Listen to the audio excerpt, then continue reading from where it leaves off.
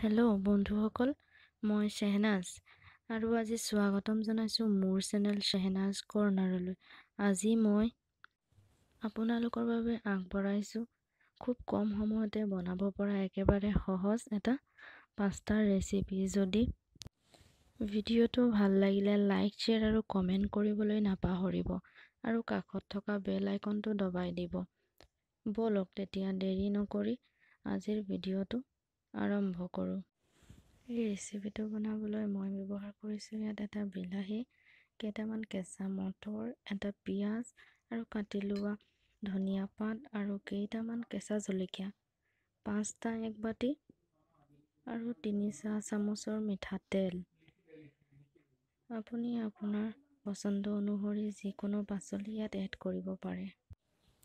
গেছত এখন কেৰাহী পাতি কেৰাহীখনত 1 মগমান পানী এড কৰিলোঁ।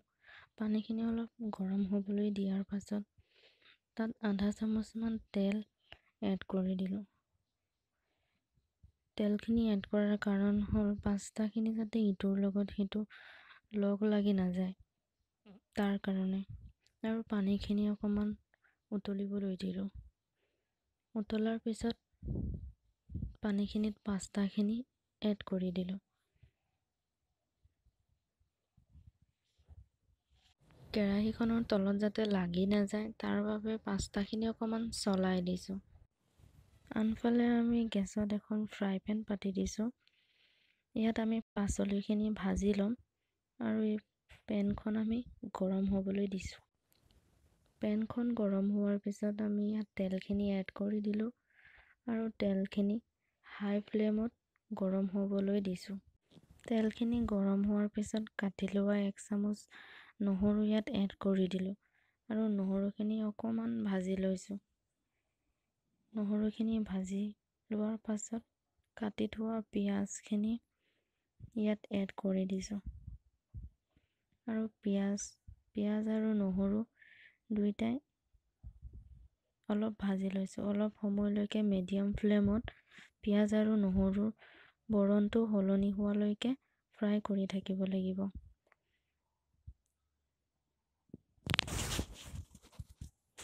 এনেদৰে ভাজি লোৱাৰ পাছত কেঁচা মটৰখিনি ইয়াত এড কৰি দিলোঁ আৰু মটৰ আৰু পিঁয়াজখিনি অলপ সময়লৈকে ভাজি ল'লোঁ।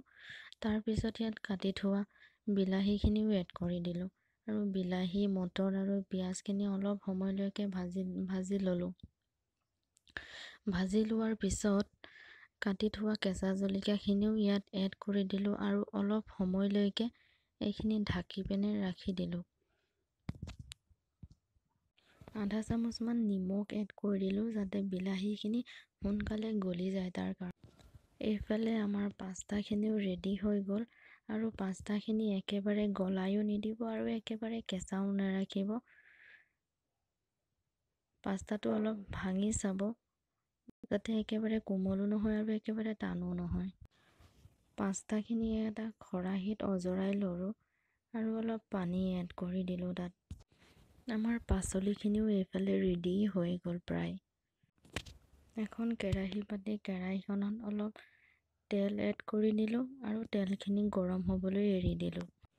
তেলখিনি গৰম হোৱাৰ পিছত তাত মই অকণমান পিঁয়াজ এড কৰি দিলোঁ আৰু পিঁয়াজখিনি ৰঙচুৱা হোৱালৈকে ভাজি থাকিলোঁ। গেছৰ ফ্লেমটো মিডিয়াম ফ্লেমত ৰাখি পিঁয়াজখিনি ভাজিব। এতিয়া ভাজি লোৱা পাচলিখিনি ইয়াত এড কৰি দিছোঁ আৰু অলপ চলাই দিছোঁ যাতে কেৰাহীখনৰ তলিত পাচলিখিনি লাগি নধৰে। চাহ চামুচেৰে আধা চামুচ হালধি গুড়ি এড কৰিছোঁ, 1 চামুচ জলকীয়া গুড়ি এড কৰিলোঁ আৰু 1 চামুচ জিৰা গুড়ি এড কৰিছোঁ আৰু আধা চামুচ ধনিয়া পাউডাৰ এড কৰিলোঁ আৰু এতিয়া গোটেই মিশ্ৰণটোক চামুচেৰে চলাই দিছোঁ। পাস্তাখিনি এড কৰি দিছোঁ। এতিয়া চামুচেৰে গোটেই মিশ্ৰণটো চলাই দিছোঁ যাতে কেৰাহীখনৰ তলিত লাগি নধৰে আৰু ভালদৰে গোটেইখিনি পাস্তাখিনিৰ লগত চলাই লৈছোঁ যাতে পাস্তাখিনিৰ ভিতৰলৈকে মচলাখিনি সোমাই যায়।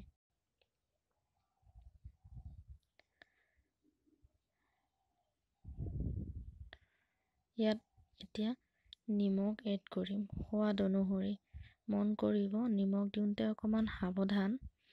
আগতেও আমি এবাৰ নিমখ এড কৰিছিলোঁ, সেইকাৰণে এতিয়া অলপ নিমখ দিওঁতে সাৱধান, সোৱাদ অনুসৰি দিব। আৰু ইয়াত অলপমান পানী এড কৰি দিব যাতে বস্তুখিনি অকণমান মিলি যায়। সেইকাৰণে পানী অকণমান মিলাই ভালদৰে চলাই ল'ব। পাস্তা আমাৰ ৰেডি হৈ গ'ল। আপোনালোকেও ট্ৰাই কৰি চাব পাৰে। খুব কম সময়ৰ ভিতৰতে হোৱা এটা ৰেচিপি।